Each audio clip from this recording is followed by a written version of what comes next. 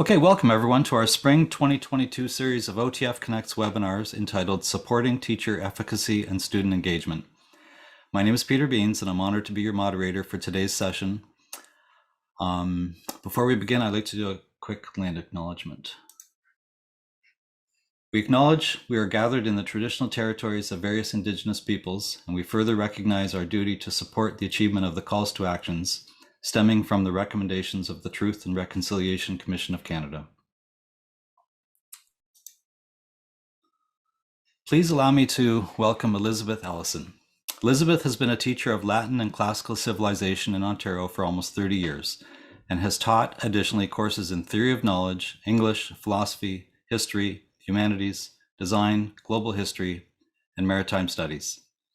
She has contributed to writing projects, creating pedagogical resources for Latin and classics teachers for the Ontario Ministry of Education. In addition, she has been involved with the Ontario Classical Association for almost 3 decades, first as an advisor, but then as vice president and president, and long-term board member contributing to various projects to support the teaching of Latin, ancient Greek, and classics in the province.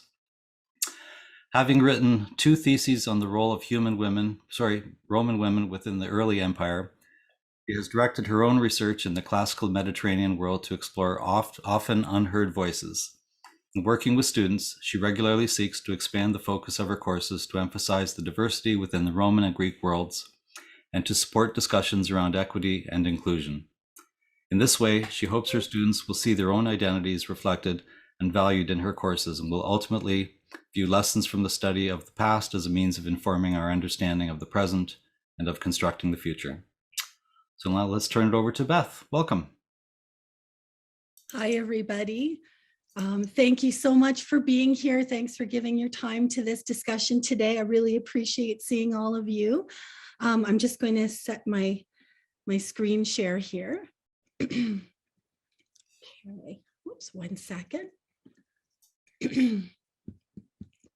There we go. And there we are. So hopefully you can see my screen. We can. Okay, perfect. All right, so I'm here today on behalf of the Ontario Classical Association to share with you a presentation about diverse identities and voices in the classics classroom. The Ontario Classical Association, for anyone who's not familiar, exists in order to support endeavors, initiatives in the study of Latin, ancient Greek, and classics in Ontario and beyond at the university and at the high school level. And we've been working for some time to really address EDI initiatives, in particular to broaden not just the content of what's studied in Latin and classics and ancient Greek, but in broadening the people who are studying it. So I'm really excited to be able to share with you today some ideas about how we could possibly do this, not just in the Latin and classics classroom, but for those of you who teach other subjects as well, how we can do this broadly in anything we teach so that the students that we have in front of us can see themselves included and valued really broadly in what we're exploring together. This is a learning process for me very much, even though I've been teaching for almost 30 years, which is shocking every time I say it. It really is something that I'm exploring every day, learning something new, not just because classics is that kind of field where you're constantly discovering something new, but we're coming at the world of classics with a new set of lenses. And that's really refreshing and engaging. And as a lifelong learner, it's really significant and important, I think, no matter what we're teaching, to be doing just that. So I often like to talk about this particular quote. It's one of my favorite ones, and many of you will be familiar with it. It's from a Roman author named Terence, and he started off life as an enslaved person and gained his freedom at a certain point and went on to become one of Rome's most amazing and long-standing writers. And within one of his plays, he had this amazing quote, which I've always loved. So he says, "Homo sum, humani nihil a me alienum puto." I am a human being, and I think nothing human is alien to me. So to me, that's a really guiding principle behind exploring EDI initiatives, is to see and to show the connections between all peoples, not just in a moment, but across time. When we discuss ideas in the classical world, what classics is, of course, we're going to be discussing some pretty heavy topics. We're going to be discussing conflict and warfare, inequity, exploitation, enslavement. There are definitely weighty topics to discuss with our students. And as teachers always do, we have to decide what makes sense for the students in front of us and their grade levels. So while we're talking specifically for grades 9 to 12, each of us as a teacher has to sort of tap into these resources and ideas as appropriate for the students that we're teaching. So if I look at the study of the classical world as a Venn diagram, if I think about on the one hand what classics is, what it means to study the classical world, on the other hand, I look at, excuse me, what classics has been thought to be, what's traditionally been taught. And frequently that reflects layers of centuries of ideas of what the classical world included. And as you can see, there's an overlap in the center, but there are lots of elements of the classical world that don't seem to get the attention. And so for me, as someone who wears glasses, I'm wearing contacts right now, but for me, it's like when you go to the optometrist and they zoom in that special lens and you can all of a sudden see something a little bit differently. So it's about, as teachers, shifting our focus in order to allow our gaze to take in the voices of people who may not have been as central to the discussion of classical topics over the centuries. And so in this way, it's a strategy that applies no matter what subject we're teaching. So as an example, here's a map. I've used Blackline Masters in my courses forever and ever, as many of us probably do. It gives a good contrast between the land, which is the white area, and the water, which is the gray, of course. Over time, I've used it to show this is the edge of the Roman Empire at a certain period of time. This is what the classical world refers to. And I've come to realize that for most students, really these lines don't have the meaning that we'd like them to have. You know, who are the peoples who lived within these lines? Who are the peoples who lived outside of these lines, and how are they connected? And so in looking at this map, I've come to kind of apply it to a different lens, a different way of seeing things. So I have a map here that is a modern map of the 3 continents that make up what was considered the classical Mediterranean world. And to me, it just does, for my own clarity, a more clear job of showing my students that the classical world, when we say classics, we actually mean 3 continents worth of cultures and peoples and belief systems, and dozens of countries. And the black line that's there is a really interesting sort of edge that shows where the Roman Empire extended, but we're actually talking beyond that. So we're trying to break the limits of what was meant by that particular line. By having it, it gives students an idea that we're talking about North Africa, Western Asia, and a good chunk of Europe, but we're actually going to go beyond that. And it's one of the things that helps students to really get a sense of the world that they live in, their connections to it, and how visually we can connect to geography. So I have next up a little visual for you, and it's from Oxford University. And Oxford is working on a project right now to use the human genome to essentially track the connections between all cultures, all peoples on the planet, and kind of show how we all came to be across the planet as much as we are. It's still in a formative stage, so they've shared this, and the website is there as well. They've shared it with us just to give a sense of the movement of people, the mobility of people over centuries, over millennia. And I included it and I've shown it to my students because it is really profoundly moving to show the presence of people in different parts of the world and how over millennia people have just naturally moved around and mingled and interacted. So I'll show the animation to you. It's definitely it moves in a way slowly, but in another way quickly. So see what you think here, and we'll talk about it after you take a look at it. So we have about 1,000 years here, 100 generations, and people in different parts of the world, as we know it now, moving backwards in time. So 7,000 years ago is only 300 350 generations. I was really blown away by that because it seems to me like it should have been way more generations. Now we're at almost 50,000 years ago and 35,000 generations.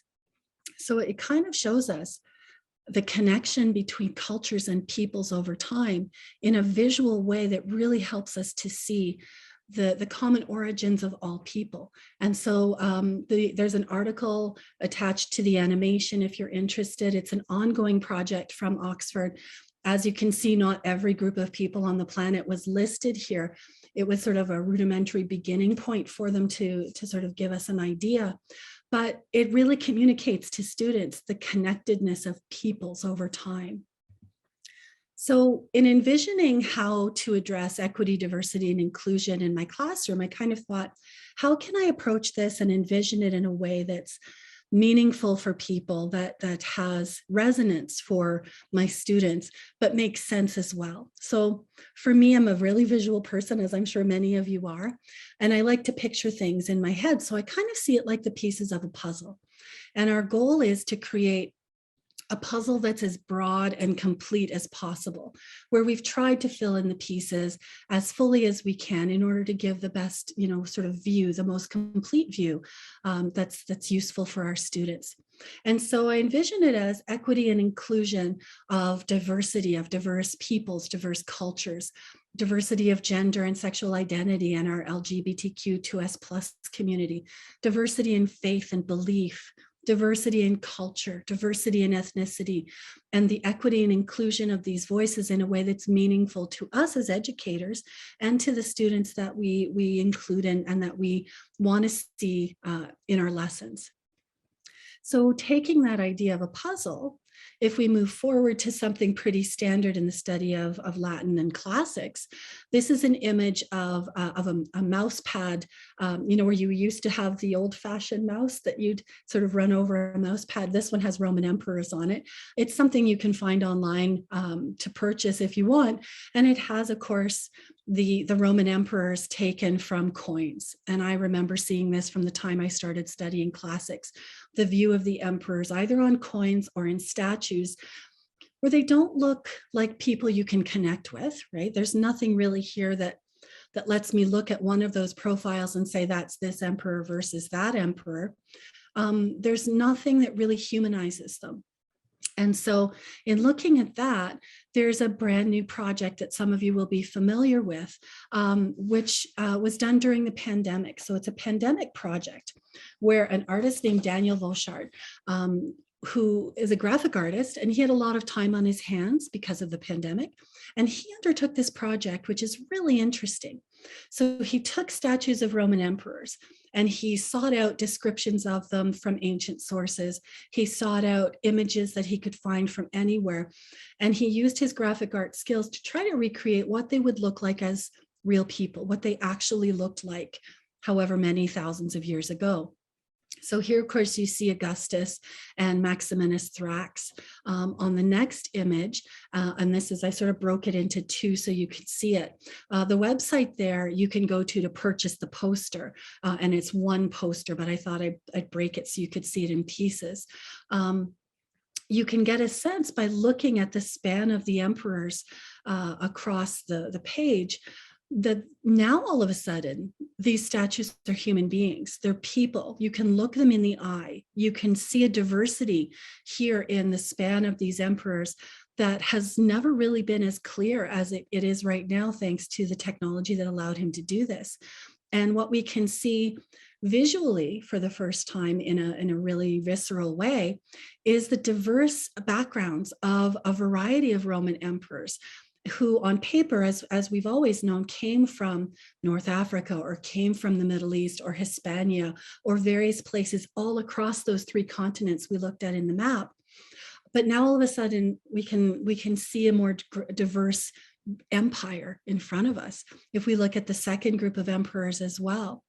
Now, of course, diversity here is still limited because it's only talking about the men who held power in imperial Rome. So of course, women are missing. And that might be the next project for this artist to work on, is the women of the empire.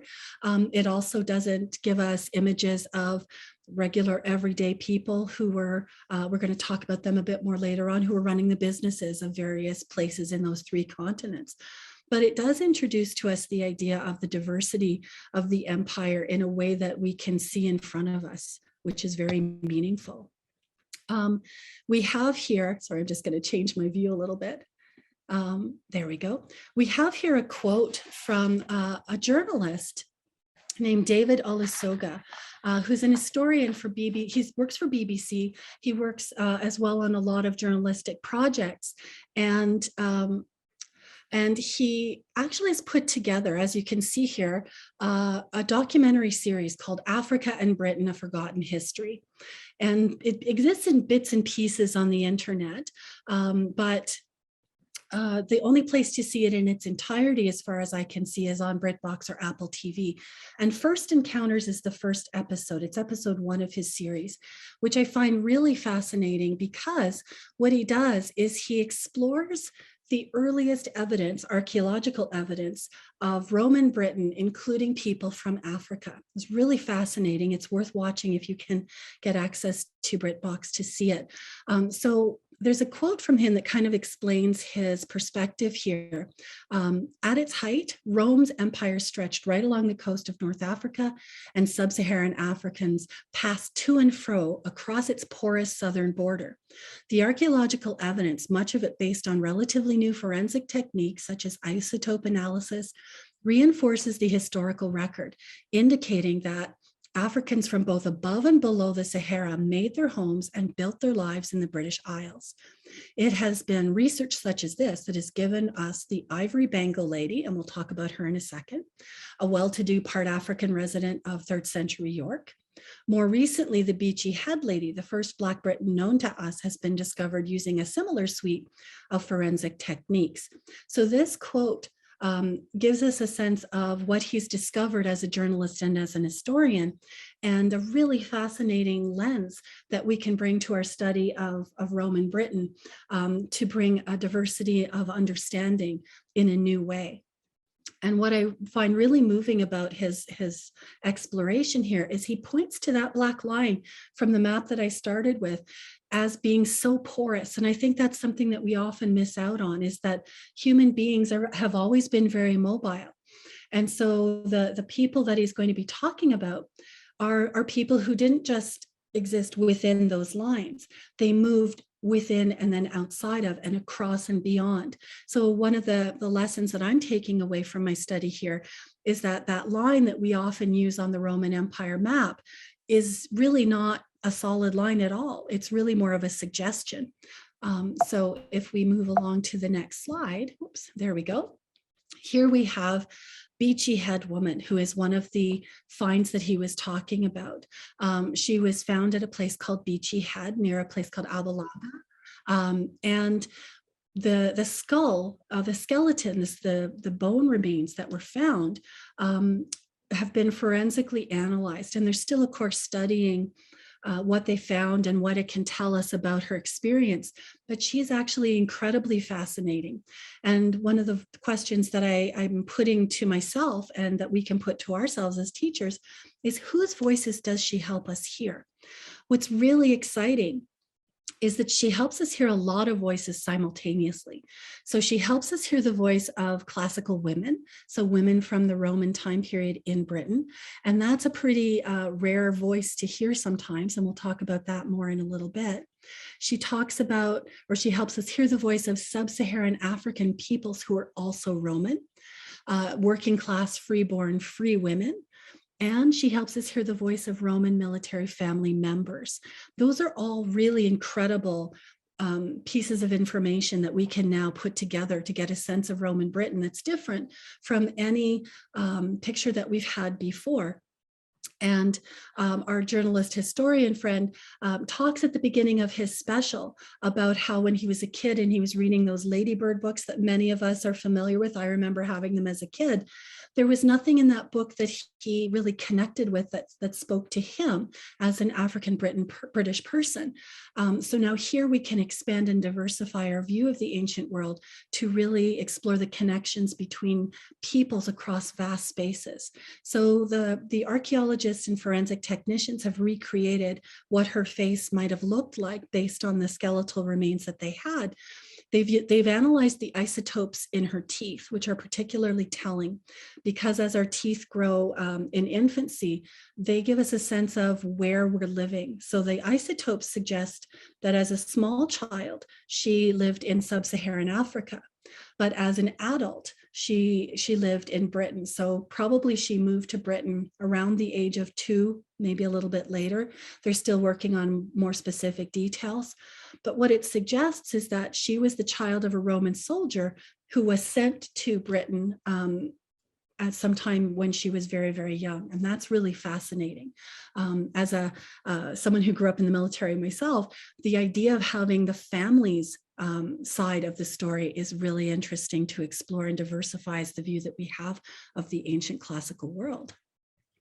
We also have what he referred to as the Ivory Bengal lady. And she's another particular discovery in York, actually. And you can see at the bottom, the York Museum has a display specifically about her. And one of the reasons that she's so fascinating is because her burial was quite elaborate. It had a coffin with burial remains that you can see at the bottom here, and skeletal remains that they've done the same kind of forensic recreation with. And we can look and see the face of a person that we could actually have a conversation with. There's a reality to this connection that is quite special from a perspective of a classicist who's always looking to connect with the people, the human beings of the ancient world. And so as you can see on the bottom left, we have 2 bracelets. So one is from Jet from Britain, and the black one, and one is from Ivory that came from Africa. So we're not exactly sure what age she was when she came to Britain, but the burial goods, the glass in particular, shows that she was of a wealthier group of people who settled in Britain. And as well, the inscription, as you see there, I have another quote in a second to share with you. The inscription suggests that she may have been Christian, which adds to the diversity of culture and religious belief in Britain at this time. So this is a quote from an article from The Guardian about this new exhibit that they were putting together. And it says, one of the richest burials was the woman's, buried with her treasures, including the jewelry and glass, and a piece of bone carved with an inscription translated as, "Hail, sister, may you live in God," which is what suggests she may have been Christian. The most poignant symbol of multicultural Britain was her bracelets, one of African ivory, one of Yorkshire jet, which probably came from Whitby. And the authors of the article comment, the case of the Ivory Bengal lady contradicts assumptions that may derive from more recent historical experience, namely that immigrants are low status and male, and that African individuals are likely to have been slaves. Instead, it is clear that both women and children moved across the empire, often associated with the military. And that possibility, those ideas are really quite revolutionary in bringing a depth to our diverse understanding of this part of the empire, as well as to the way we can see the empire as this very porous, mobile boundary that really now doesn't exist as we thought it did. So then I thought, okay, how can I apply these ideas to topics that I'm already teaching? And so from a strategy standpoint for teachers who are already in the field teaching various subjects, it's practical. What am I already doing, and how can I add equity, diversity, and inclusion to what I'm already teaching? So I spend a fair bit of time, particularly in classical Civ, teaching the story of the Trojan War, not just the part that Homer recorded, but also the lead up to it and the tragedies that follow it. And so if I apply my puzzle pieces to that, and I'm looking for diversity in all of these ways, gender, power, and equity, if I'm looking, for example, at the women, the stories of the women from the Trojan War, Iphigenia, Clytemnestra, Penthesilea, Andromache, Cassandra, Penelope, Hecuba, and the Trojan women, when I learned about the Trojan War, there was very much a focus on the battlefield, the soldiers, the male lens, and that is absolutely a lens of the story. But when you look at the role of the women in the story, you add a layer of depth and richness that really helps you to explore so many elements. And these female characters are complex and contribute greatly to the story in a way that deserves to be heard. So these are one of the voices that we can actively seek out in teaching the Trojan War. By doing so, we get an opportunity to explore concepts around human rights, equity, conflict, enslavement, the Geneva Convention. So a lot of what we want to do is show how studying the ancient world can help us to understand the world we live in and the ways we want to make the world a better place. So why does that convention exist? Studying the Trojan War shows us reasons why that would be there. The plight of refugees, because after the Trojan War, this was a really significant issue for the people who survived. And it's a really rich dialogue and discussion for students to be able to participate in. And no matter how many times I teach it, I find it really quite powerful to discuss these topics and the ways that we can inform our understanding of the modern world through the ancient. One of my favorite characters is Memnon, and the connection between Memnon and the story. He is the king of Ethiopia, but he's also the son of Eos, a Greek goddess. So he connects Ethiopia and Troy and Greece and the divine beings of all of these places. So we have diversity of culture, diversity of faith, diversity of ethnicity. And Memnon being the king of Ethiopia prompts a discussion of where Ethiopia actually was. So classicists today are actually exploring that Ethiopia in the ancient world may actually have been more southerly than the modern country of Ethiopia. So it shows you a connection geographically for purposes likely of trade, of exchange of ideas, exchange of belief systems between peoples of Africa and peoples of Western Asia and peoples of Greece from before the Trojan War in order for it to be present in the Trojan War story. So we're talking about thousands of years ago.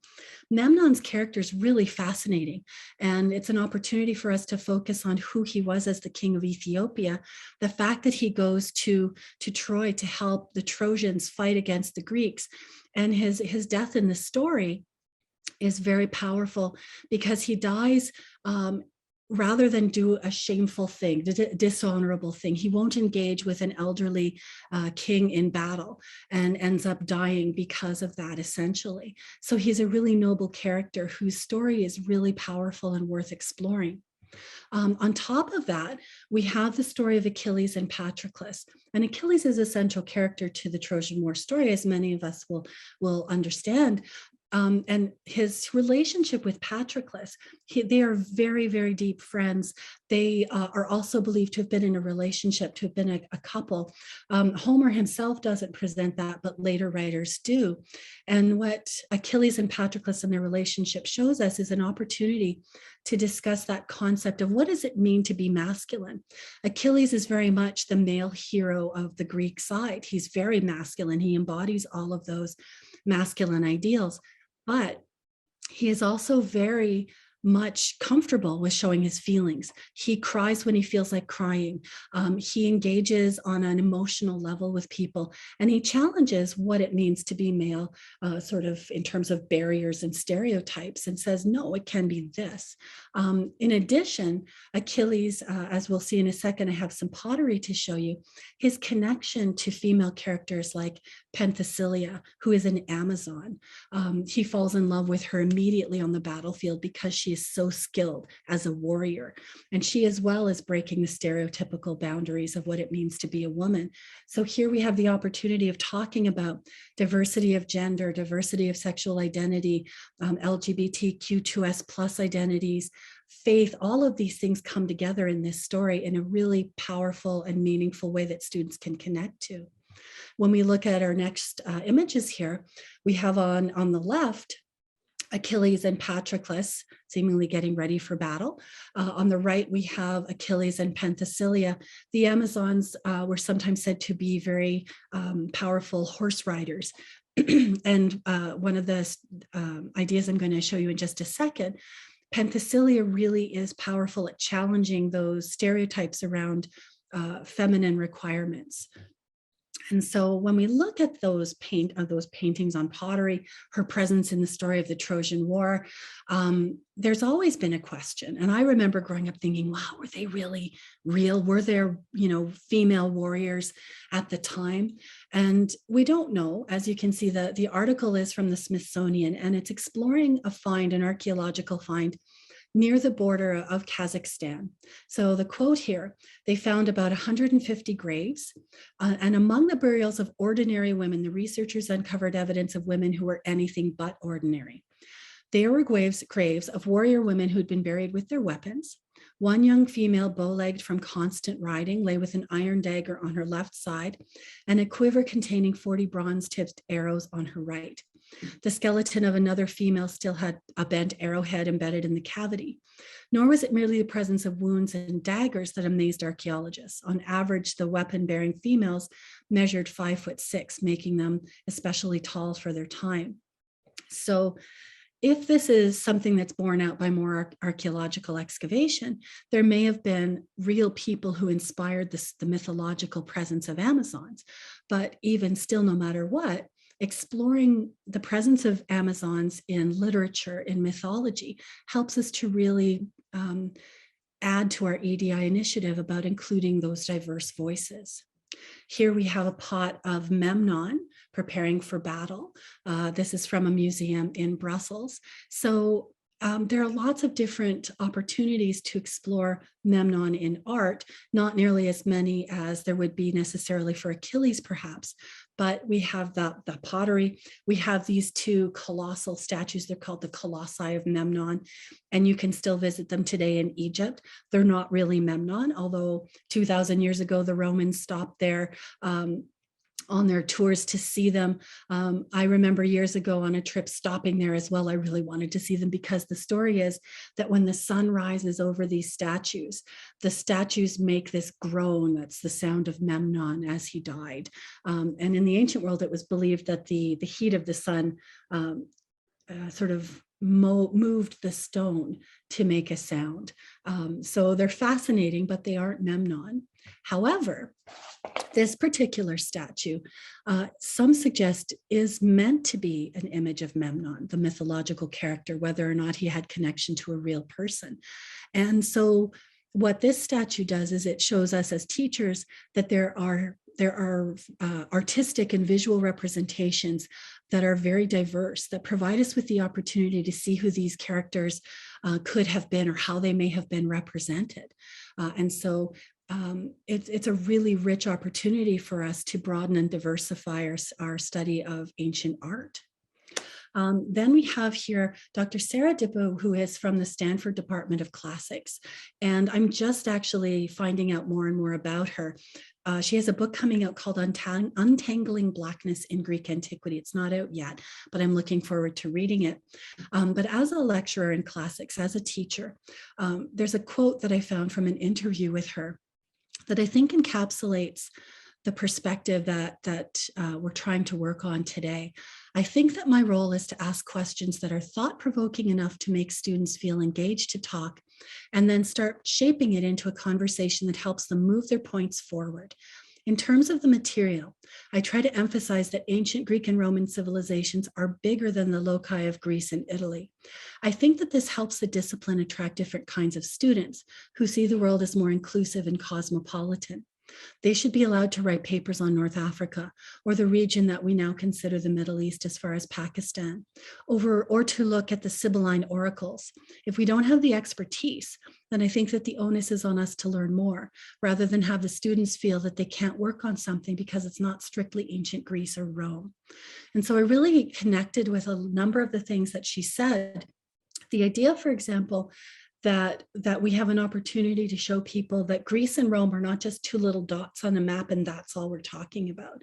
That when we speak about the classical world, we're speaking broadly about people who lived on those three continents and engaged in trade and exchanged ideas and shared beliefs and interacted on a regular basis. And there's a really exciting opportunity for us to really expand those discussions in our classrooms. The other thing that she said that I was really connected to is that the teacher is the lifelong learner. And so it's up to us to constantly be adding to our storehouse of resources, of possibilities that we can share with our students, so that we can expand the diversity of the students sitting in front of us, as well as the students, what the students are studying.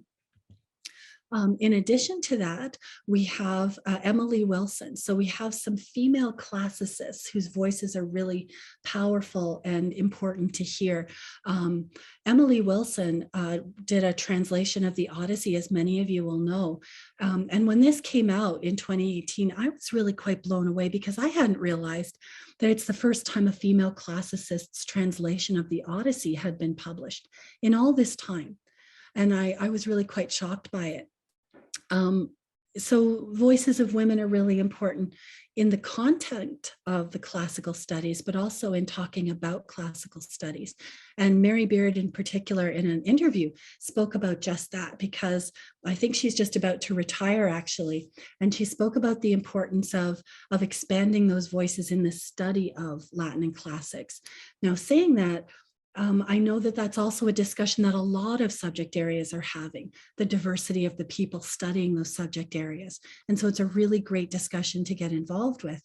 When we look at Emily Wilson's translation, there's a sensitivity to the way she's translated, particularly about the female characters, that makes this Odyssey really special to read, even if we've already read other translations of the Odyssey. So while the Greek is the same, the beauty of continuing to translate things is that there are ways to translate that can add a new layer of meaning that's really powerful and really brings us greater depth.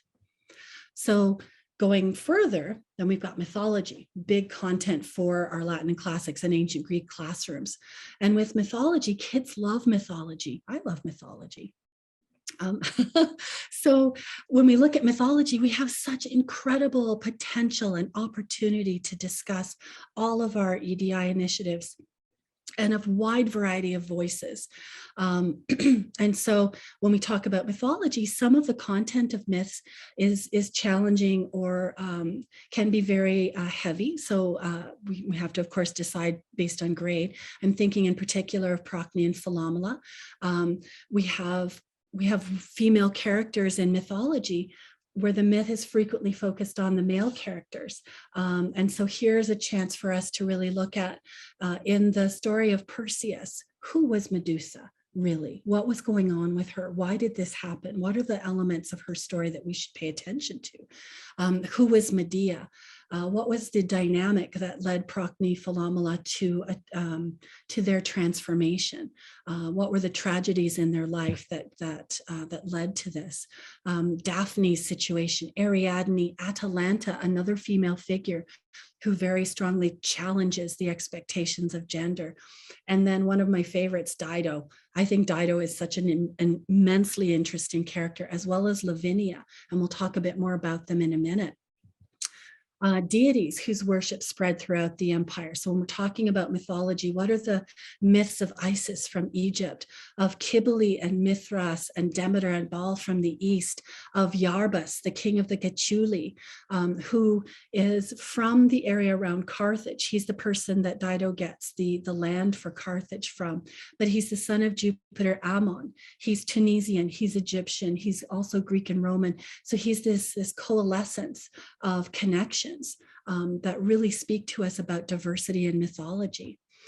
We have some really amazing connections to Indigenous voices and Indigenous peoples' mythologies. When we look at mythology, particularly etiological myths, which are meant to explain the world we live in, there are beautiful and fascinating connections to the way Indigenous peoples also explain those natural phenomena and natural belief systems. So there's wonderful connections that we can make.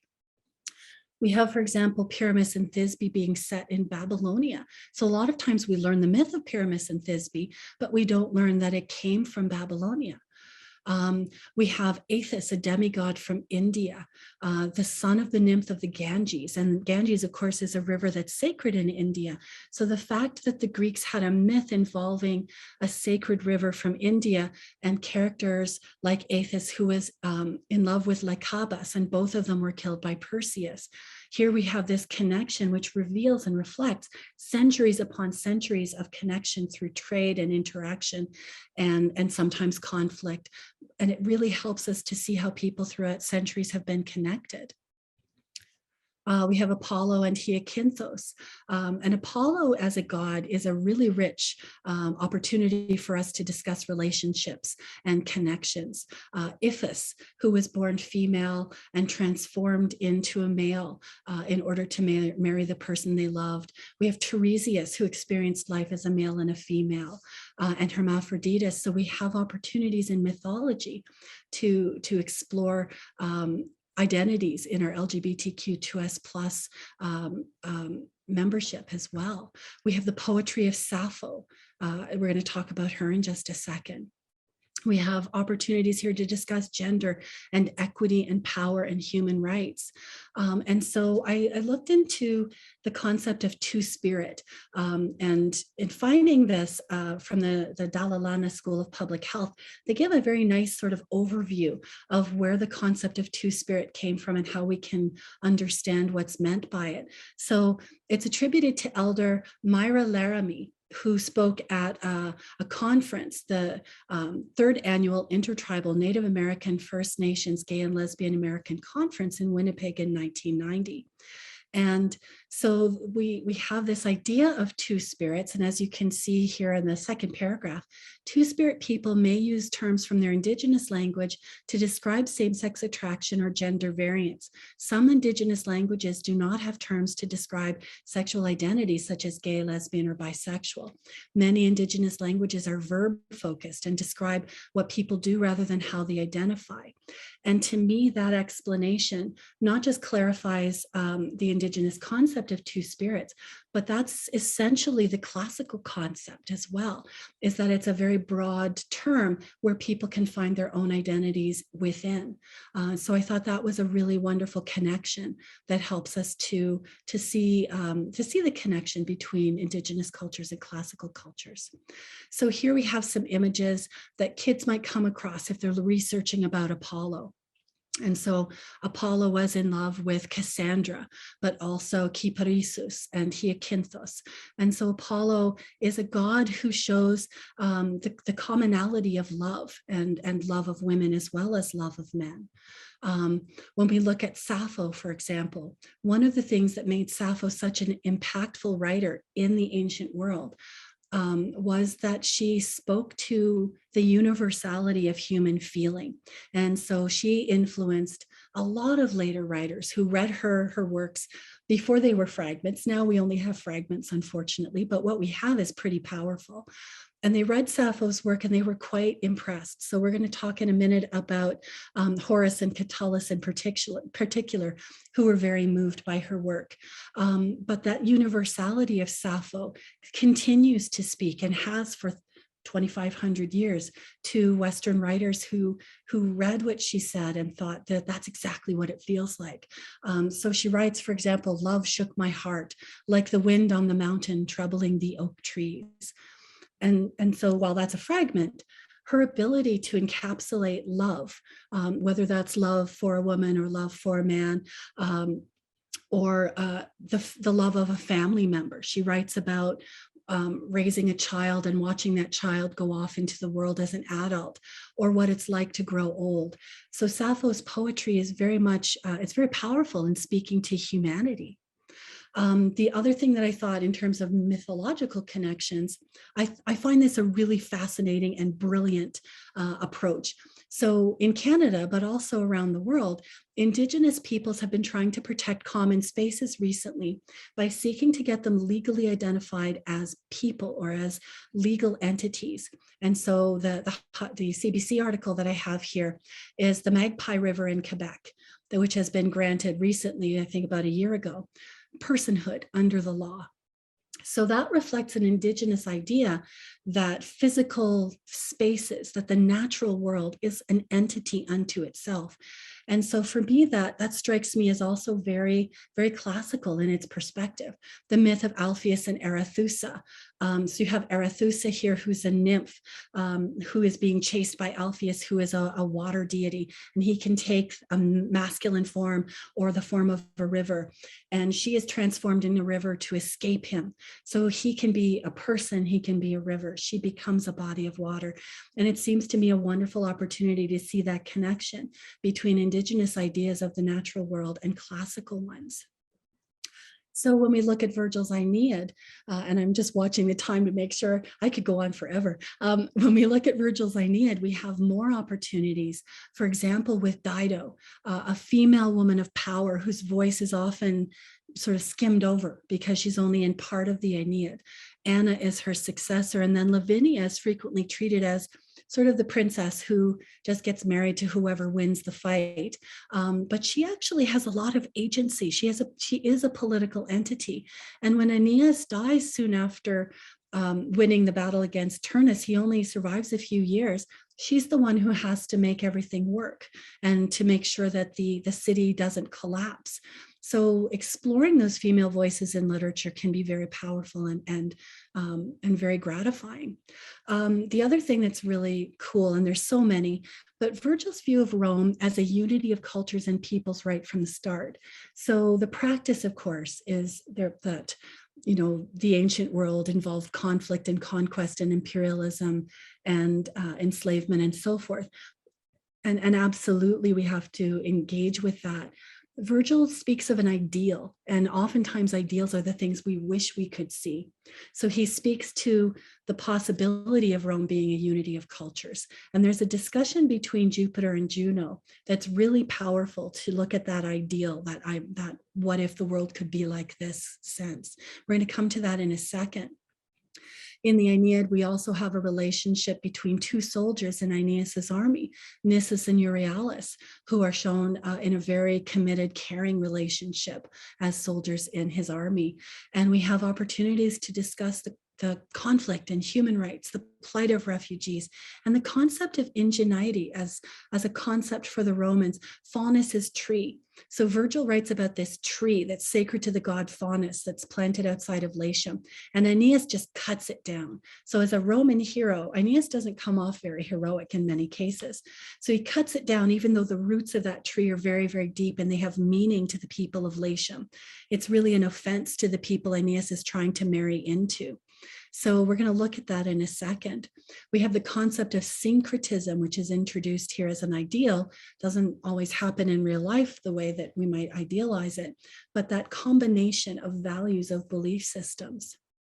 And so if a student is just, for example, Googling Dido, who was she, what did she look like? Frequently the picture on the left will come up, and these are from a Wikipedia page because, as we know, students frequently go to Wikipedia, and this might be one of the first things they see. So Dasso Dossi on the left is a Renaissance painter, and of course he's going to paint his own experience, so this is how he envisions Dido. In 2007, 2008, an artist named Christine Jongen envisioned Dido like this, as a more reflective woman who could be from Phoenicia and from Northern Africa. And so expanding those artistic expressions of the characters and the historical figures we're studying is so significant. And then this quote is the one I was talking about from the Aeneid. So there's this discussion between Jupiter and Juno, and it's it's not a healthy relationship. They argue quite a bit. So they're arguing over who should win this fight between Aeneas and Turnus. And Juno wants Turnus to win because she doesn't want Aeneas to found New Troy, but she realizes now that's it, it's going to happen. And she says to Jupiter, I beg this of you for Latium's sake. When they soon make peace with happy nuptials, so be it. When they join together in laws and treaties, so that's when Aeneas marries Lavinia and starts his new city. Don't order the native Latins to change their ancient name to become Trojans or to be called Teucrians, or to change their language or alter their clothing. Let Latium still exist, and let there be Alban kings through the ages. And when I translate this with students, I'm really struck by the resonance here to the idea that a people need to maintain their identity, who they are, their clothing, their language, the dignity of their existence, their identity. And in light of our discussion of Indigenous peoples and truth and reconciliation, these 2,000-year-old words are very powerful in speaking to those exact same ideals. And then in terms of the teaching of the creation of the Roman Empire, we have so many opportunities to look at Roman women from Livia and Cleopatra and Fulvia and the Vestal Virgins, but to look at them in a non-Hollywood kind of way. So Hollywood, I think, presents a very different view of a lot of historical characters from a lot of different time periods. These are women of power, but they've had a role in history where we can hear more of their voices than we sometimes do in different works or records. We have Eumakia, who is a businesswoman, who's wealthy when we see her statue, but she got to that status through considerable work. We have Nutriques, who are nannies or nurses, Medici, female doctors, midwives, people who look after the sick, Tabernarii, who are the business people, who are serving the food, who are doing the business and looking after the shops. And it's really important to hear their voices too. And we can hear them through the spaces they inhabited, for example, in places like Pompeii, in looking not just at the villas, but at the insulae, the apartment buildings. We can look at human rights, enslavement, comparison to modern labor and human rights issues. We want to look at the peoples of those 40 plus countries, the 3 continents, but remembering that that porous border is there. So we're going even beyond that. We have the people of Petra, the Nabateans, whose city, the very existence of their city in Jordan in the Middle East, in a desert, was an incredible achievement in itself. But as a hub of trade between the Mediterranean world and India and beyond, was a place of mingling of cultures and ideas and belief systems, and resulted in ideas coming into both sort of parts of the world that wouldn't otherwise have had a chance to meet. We have Caesar, Antony, Octavian, political values that conflicted in terms of the Republic and the Empire. Caesar, for example, was said to have had relationships with both men and women, and sometimes it's speculated that those assertions might have been being used politically. What were the political values? What were the social acceptances at the time? Where can we discuss those diverse identities? And the poetry of Catullus and Horace. And one of the reasons I love teaching some of the poems of Catullus and Horace is they speak of that universality of love, that universality of friendship, that universality of the value of the human being. And not always, but we can find those incredible messages that are worth spending time with our students discussing. As well, we have, for example, Josephus, a Jewish historian whose insights into ancient Judea and Palestine at the time of the early Roman Empire, at the time of the beginnings of Christianity, help us to understand that time period, but also give us an insight into ancient Judea and Palestine that we wouldn't otherwise have. And so I know I'm almost out of time, and we'll have some time for questions, but we come back to this map, which that black line is mine. It's very badly drawn, so please bear with me. But remembering that I'm really excited at the idea that not only does that line span 3 continents, but it's a very flexible one. People were coming and going across and within and beyond. And so we have this opportunity to enrich our students' experience and understanding, and to see themselves so much within what we're teaching in the ancient Latin and classical Civ and ancient Greek classes. So in general then, no matter what subject we're teaching, because as you might have remembered from the beginning, I've taught a lot of different subjects as well as Latin and classics. How can I address equity, diversity, and inclusion in what I teach? So questions like, whose voices seem to be missing from my subject? Are there people I'm not hearing from?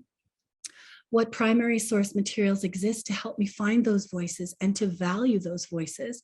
And are there biases that I should be aware of? So every human being has a perspective and a potential bias to pay attention to something and not pay attention to other things. So from primary sources, should I be aware that this particular source, for example, about Fulvia, may have been very much against her breaking free from a conventional woman's role?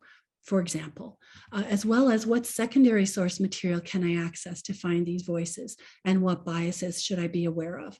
So no matter what subject I'm teaching, there is a history of academia or academic record of that study.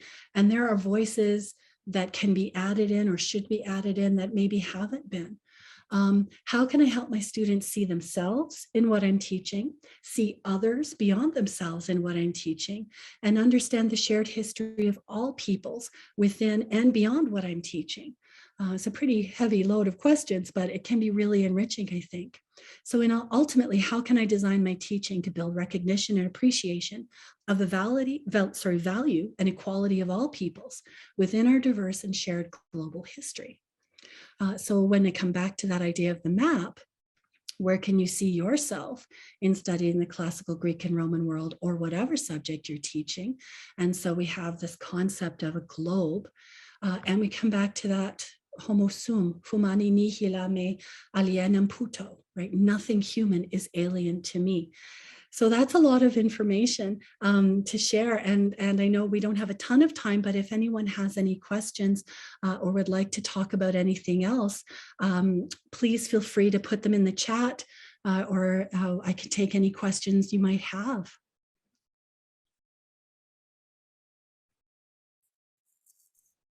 Patrick. We have a question in the chat if you'd like to have a look at that. Okay. You can answer either first. I can wait. Okay. So the question, I suppose that you could use this framework to look at ancient mathematics and how mathematics spread around. As well, from what I understand, the Greeks did math for the sake of math, and others used it for practical purposes, but the practical spread through the world, and so did the theoretical. How might you apply this to tougher subjects like mathematics or perhaps phys ed? That's a great question. Yes, that's one of the things that I was thinking of in when I spoke that moment. Mathematics is where we've had this incredible exchange of ideas for different purposes, but for enriching very much. In terms of phys ed, here's a really interesting connection. Looking at something like, for example, the way that the Romans structured their bath complexes to address physical health. You could connect the way various cultures addressed physical health. I came across a few years ago in Greece something that looks like a kettlebell. It was fascinating. It wasn't a kettlebell, but it looked just like it. And there was a hole in the top. And what they think it was for was actually for pouring water for votive offerings. And so it's really interesting to see how things that we think of as having one purpose might have had another, and how we could actually look at things like physical activity and challenges like the Olympics or other physical tests of strength that were in different parts of the world, and how do they compare? Okay, so hopefully that answered your question. Patrick, would you like to ask yours?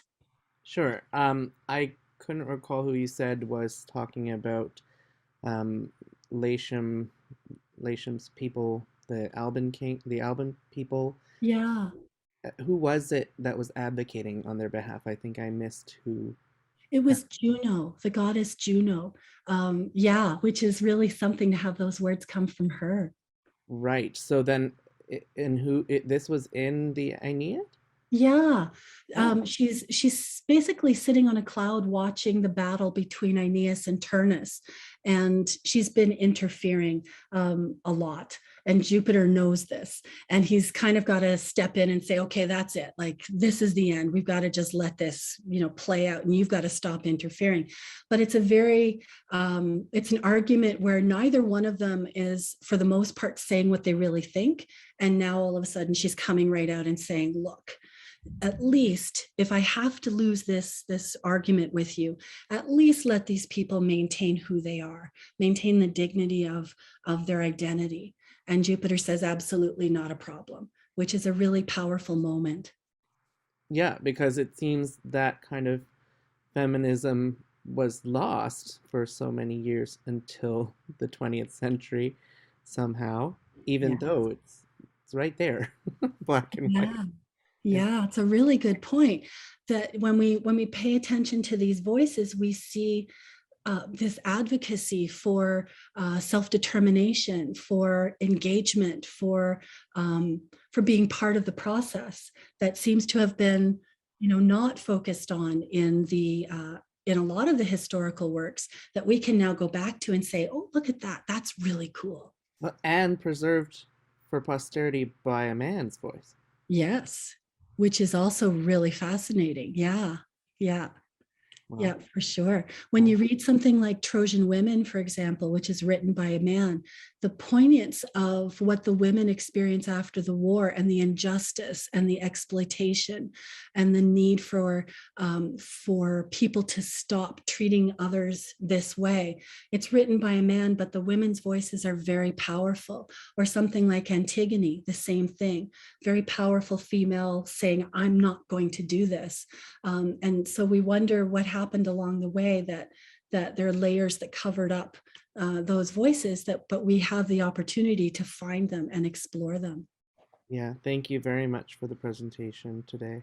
Thank you. Thank you for being here. You're welcome. I have to go. Oh, thank you. Take care. So I'm just seeing if there are any other questions that I haven't answered here. I think, did I answer every question? Does anyone else have anything they'd like to ask? I think so. Lots of thanks. Okay. It was fantastic. Thank you so much. Oh, well, thank you all very, very much for being here. I really appreciate it. As you can probably tell, I can keep going forever. I really appreciate the chance to speak to all of you today. And thank you again for your time. I want to say as well, I love what you talk about, like at the beginning with the maps and that kind of thing, just like making connections with like things that I already do that I don't think about them in that way. How you're saying that like you show them as well as a means to allow the students to make connections with the geographical space. I don't think about it that way, but I still like, let them know, like, let's look at a map, let's look at where it's coming from, and so they can start to gain that knowledge, that concept, and just a different way of thinking about it. Yeah. Awesome. Oh, thank you so much. It's really fun to just come at something from a different perspective, for sure. Yeah, thank you. All right. Shall I take over? I think so. So we have a feedback form there. Yeah, I've just dropped a link in for the feedback form. Okay. Anyway, this has been fascinating. This isn't my normal cup of tea, but it is so wonderful to see somebody that's just so passionate about their subject. Very interesting. Makes me rethink, where I want to travel in retirement. Let me know. I'll set you up with all the places that you want to see. Anyway, thank you so much, Elizabeth, and thank you everyone for coming. You're going to be receiving an email probably tomorrow. If I get my act together tonight, it'll have a link to the evaluation form, although I've dropped the link in there for you already. A link to the PDF that I've already shared, but we'll share that again. Now, I did notice, Elizabeth, that the PDF is not the same as your slideshow, correct? It's just sort of I've taken sort of the most useful things, and in particular the resources at the end, so people can go to the websites where I got various information. Okay, perfect. And then also a link to where the video will be hosted. Okay. And let's see. So there's the evaluation form, which you've already got. And then before we go, I want to do a plug for two things on with the OTF. One is the PD calendar. So if you just Google like OTF PD calendar, this is a repository of where all the AQs and all the ABQs are offered. So instead of having to go to the individual faculties of education or the different union websites to find a course you want to take, you can simply come here, and then there's various search criteria to find the course you want to take, and that's always updated at least a month before the courses begin. That's the goal. And then the YouTube channel, which I think a lot of people don't know about. So you're encouraged to go there and maybe subscribe. And then I think that's it for me. Oh, last one is this is the, I believe, 7th presentation out of 10 in this series. So the next one's coming up this Thursday, Indigenous Education in the Elementary Classroom. There's the link, but obviously you must know where the link is already because you joined this one.